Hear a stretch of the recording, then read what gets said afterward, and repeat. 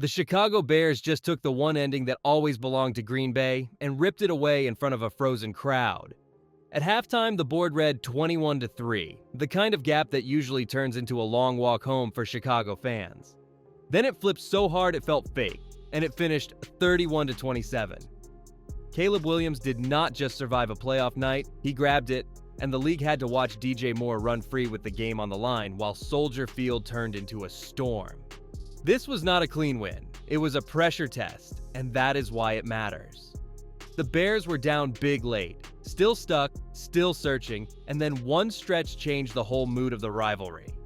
Colston Loveland became the lifeline in the middle, the kind of target that keeps a team breathing when everything is tight. On the other side, Jordan Love and Green Bay had the game where they wanted it, until they suddenly did not. Chicago has waited a long time for a playoff moment like this, and the scary part is, it looked like something they have been practicing all season.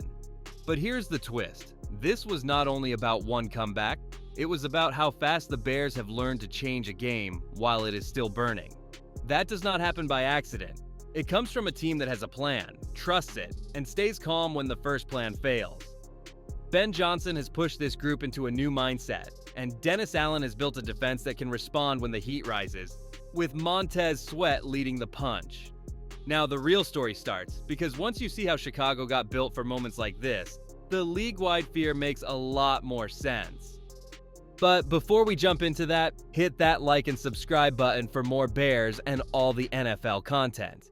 Can we hit 100 likes on this video?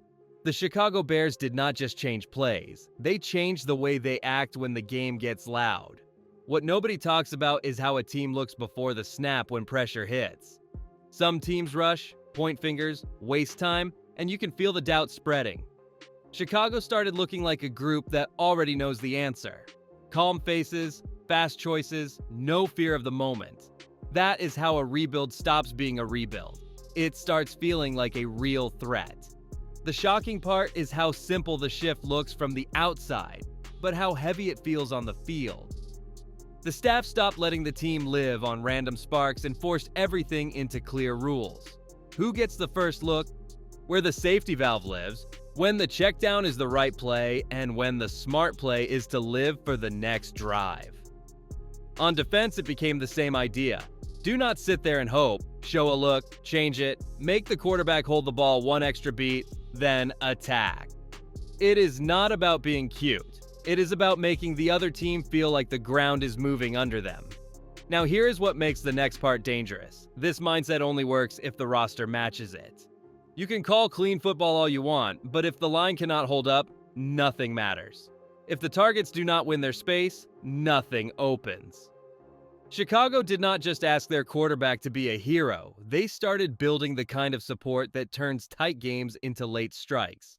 And once you see what they put around him, the rest of this story starts to make a lot more sense. The Chicago Bears did something most teams talk about but never fully commit to. They built the offense from the inside out so the whole thing cannot collapse when the game turns ugly. You do not spend on that wall unless you are serious. And Chicago got serious with Drew Dahlman holding the middle steady, Joe Thuney bringing grown man strength, and Jonah Jackson giving them another heavy anchor. Add Darnell Wright on the edge, then slide in Ozzie Trapilo for extra muscle and flexibility, and you start to see the point. This is not about pretty drives. This is about making sure the offense still has a pulse when the crowd is tense and the defense knows what is coming. Then comes the part that makes defenses nervous, because protection is only step one. It is what you do with it that decides games. Chicago can hit you wide with Rome Odunze climbing over corners, then come right back with Luther Burden snapping routes in tight space, where one misstep becomes a first down. In the backfield, DeAndre Swift can make a simple touch feel dangerous, while Kyle Monangai is the type of runner who turns a late drive into a slow crush. None of this needs to look fancy, it just needs to force defenders to hesitate, and hesitation is where big plays are born. Here is what nobody wants to admit. When a team builds like this, it stops needing perfect football to win. It can start slow, it can take a hit, it can survive a bad stretch, because the structure keeps it alive long enough for the stress to move to the other sideline. That is why Chicago suddenly feels different. Not louder, not flashier, just harder to break. And once you understand how they were built to stay standing, the next question becomes obvious. How did all those late wins start showing up so often, and why do opponents keep looking shocked when it happens? The Chicago Bears have turned the last part of games into a trap. You can play them clean for most of the day, feel like you're fine, then one mistake turns into a chain, and suddenly, you are the team holding its breath. That is what makes this run feel different. It is not one miracle. It is the same type of finish showing up again and again until it stops being a surprise and starts feeling like a warning. What nobody wants to admit is the comeback usually starts before the offense even heats up. It starts with a defense that refuses to let the score get out of reach, even when the offense is not in rhythm. TJ Edwards and Tremaine Edmonds are the kind of linebackers who can tighten the middle and force hard throws. Tyreek Stevenson and Jalen Johnson can make simple routes feel crowded, so the other quarterback has to be perfect to keep drives alive. Those little stops do not look loud in the moment, but they keep the door open, and once the door stays open long enough, the game turns into a late fight that Chicago actually likes. And that is exactly why the next part matters, because the habit gets tested hardest when the opponent lands the first punches and starts feeling comfortable. There was one night where the rivalry weight came back, the offense looked stuck early, and it started to feel like the old story was about to return. That is where the real tension begins. Because you're about to see how close Chicago was to losing control before everything flipped. The Chicago Bears walked into a night that was supposed to feel familiar for Green Bay, and early on it did. The Packers came out loose, like they already knew where the soft spots were, and the ball kept flying out fast before Chicago could breathe. Romeo Doubs kept showing up in clean windows, Jaden Reed kept slipping into space, and Matthew Golden suddenly looked like the name Chicago did not plan to deal with. It was not loud trash talk, it was worse. It was quiet confidence from an offense that looked in control. On the other side, the Bears looked like a team trying to start a car in the cold. Caleb Williams had moments where the throw was there, the look was right, but the timing was just a beat off. And every miss made the pressure grow. Drives kept ending too fast, the run game kept getting met right away, and a couple of aggressive choices gave Green Bay short fields that felt like free points. DJ Moore was fighting for room, but the game was moving faster than Chicago's rhythm, and you could feel the crowd waiting for the first real spark instead of expecting it. Then something happened that does not show up as one big highlight, but it changes everything.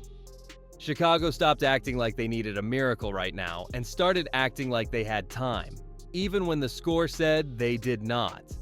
The play calls got calmer, the decisions got cleaner, and the whole game started to tighten like a knot.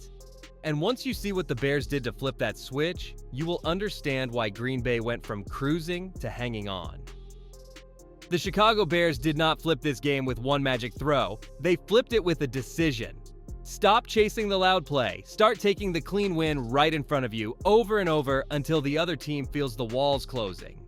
Caleb Williams stopped playing like the clock was screaming at him and started playing like he owned it. The snaps got faster, the choices got sharper, and you could feel Green Bay start to wait for the mistake that never came. That is when a lead stops feeling safe, because the comeback stops feeling like hope and starts feeling like math. The engine was the middle of the field, and Colston Loveland became the one problem Green Bay could not solve without giving something else away. Every time the linebacker sat, the ball came out to him. Every time a safety crept down, space opened behind him. Chicago kept hitting that same pressure point until the defense started leaning. Then the whole thing tilted. DeAndre Swift and Kyle Monangai added just enough tough yards to keep the defense honest, and that is the part people miss. Those runs were not about style, they were about control. By the time Green Bay realized the pace had changed, they were the ones rushing, not Chicago. And then the kill shot landed, not as a lucky swing, but as the final step of the setup. Caleb Williams found DJ Moore for a go-ahead score that went 25 yards with 1 minute 43 left, and it hit like a punch because you could see it coming a few plays earlier. The whole stadium felt it, the other sideline felt it, and suddenly the comeback was not a story, it was a lead Chicago had to protect. Now the tension shifts to one question that decides everything. Could the defense finish the job? and make Jordan Love feel that pressure on the last drives. The moment DJ Moore put Chicago in front, the game stopped being about chasing and became about surviving the last punches. That is where Dennis Allen earned his money, because the easy choice is to back up and pray. Chicago did the opposite. They kept changing the picture before the snap. They showed heat from the middle, then twisted it, then brought it from the edge, just to make Jordan Love hesitate for a half second. That tiny pause is everything, because a clean throw turns into a late throw, and a late throw turns into a chance for Chicago to end the night. The part that felt different was how connected it all looked. Montez Sweat was not out there trying to win alone. He had help around him squeezing space so the pocket could not stay calm. TJ Edwards and Tremaine Edmonds played like they were reading the play before it happened, closing lanes and forcing the ball to go where Chicago wanted it to go. Out wide, Jalen Johnson and Tyreek Stevenson made every catch feel like work. No free space after the grab, no soft yards that reset the drive.